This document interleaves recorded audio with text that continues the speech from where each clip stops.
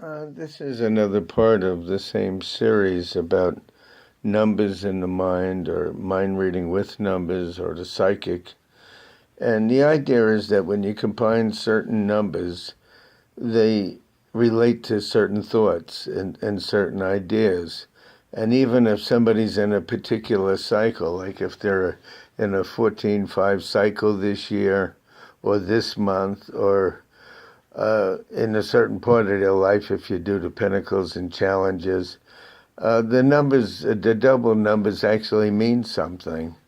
The single numbers are more about the physical changes in or of somebody's life, but the double numbers are the reason or the esoteric reason why things happen. It's the action behind the scenes.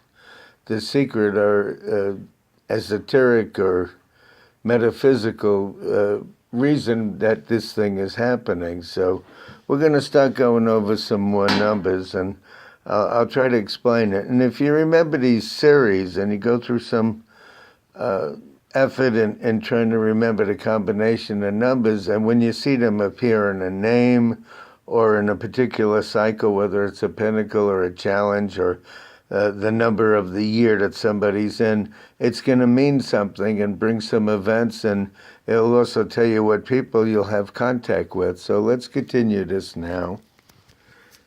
Now, when we look at the number 22, if you look at the 22nd card of the tarot deck, the 22nd card is the Fool card.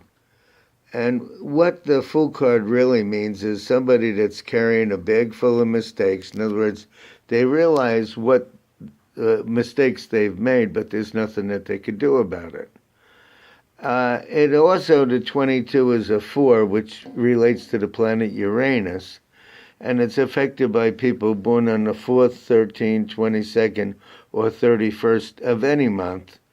And also 1-4, so it also deals with August or Leo people, or February or Aquarius people, and those born on the 1st, 10th, 19th, or 28th day of any month. And a lot of times this number relates to mistakes and separations with people. It's also because the 46 is involved, that's people from your past, which simply means people you know. And this period is supposed to, because there's a 1 on the bottom, give more independence or recognition. But when you take the 22, it adds up to a 4, and you bring the 4 down, and 2 and 4 is 6, and then it becomes 4 and 6 is 10, which becomes a 1. We're always reducing the numbers by addition, which means we're adding the numbers together and bringing them to the lowest value. So we are not subtracting. Now, when you talk about the number 23, you're talking about Mercury, which is June or Gemini people, or September or Virgo people. And those born on the 5th, 14th, or 23rd of any month. And the 23rd letter or card of the tarot is the it gives help or support of those in charge or people in high places, whether they're bosses, managers, people that can make decisions, etc. So when you bring the 23, it becomes a 5, which is Mercury, and then you bring the numbers down, the 2 and the 5. The 2 and the 3 is a 5, and the 3 and the 5 is an 8. Now, 58 is a number that means a change in place or plans, or concerned about the health or well-being of a female. So this word actually is female. And because it has a 4 on the bottom, which is Uranus, there's some opposition involved. So it's a period of change because you have a 5, a 23-5, but help or cooperation from people in charge or superiors. Now, if you take the same numbers and you reverse them, instead of 23, it's 32. This period deals with conflicts about doing things your way and a lack of support from those in charge. So the 23 is support, and the 32 is not getting support. The 32-5 is still June a Gemini and Mercury and September a Virgo. So I don't want to repeat that, but it's more of a conflicted things. And the 5 and the 7 adds up to a 12-3, so there's some sacrifice involved. And you have Jupiter on the bottom, which is a 3. So it may involve young people, siblings, children, or friends or social situations. Now, if we go to the 33-6, 30. If you bring 33-6 down, you get a 69, and then you wind up with a 6 on the bottom, which means that this will involve family or personal situations. But 33 has to do with specialty advice.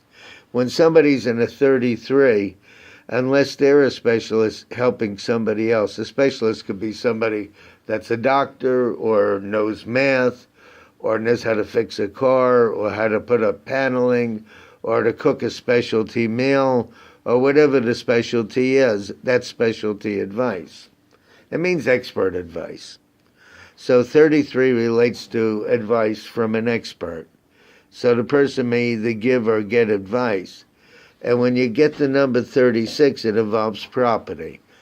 Property could be cars, it could be the home, it could be repairing something that's broken. And 69 is you giving advice, and if it was 96, you getting advice. So I'm trying to get you to understand the meaning of the numbers. They have a language. So we're going to go on, and then from here, we go to 34. And 34 is learning by experience.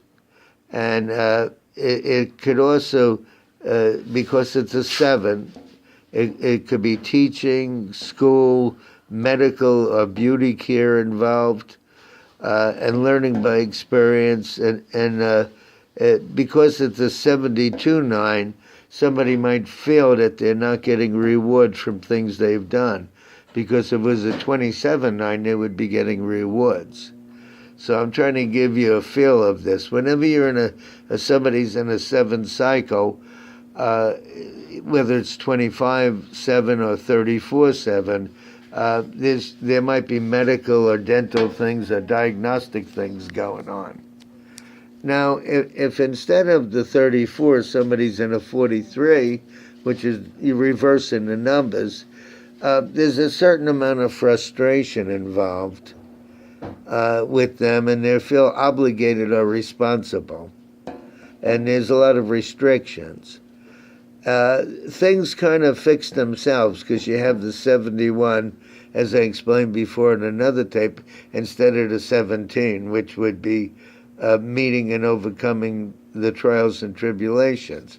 Because there's an 8 on the bottom, there would be some kind of financial realignment, whether it involves a job or insurance or legal matters or important papers or whatever. But this is how we read the things. The triangles are very interesting. It's the beginning of learning how to do the abracadabra, which is done with the name and analyzing it. Now, when you go to the number 44, you're talking about finances, because 44 equals an 8, and you're talking about January or Capricorn or February or Aquarius.